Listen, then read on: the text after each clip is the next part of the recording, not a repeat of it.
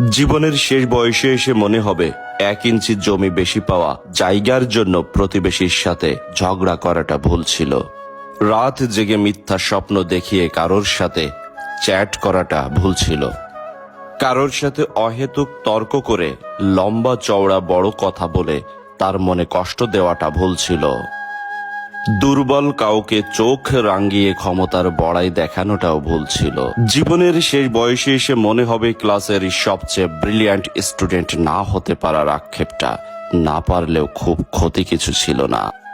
অনেক সম্পদের অধিকারী ও অনেক টাকা জীবনে রোজগার করতে না পারলেও বড় কোনো ক্ষতি হতো না। জীবনের শেষ বয়সে এসে মনে হবে রোগ শয্যায় পড়ে কষ্ট পাওয়া ছাড়া একটু স্বাভাবিক মৃত্যুই শেষ চাওয়া।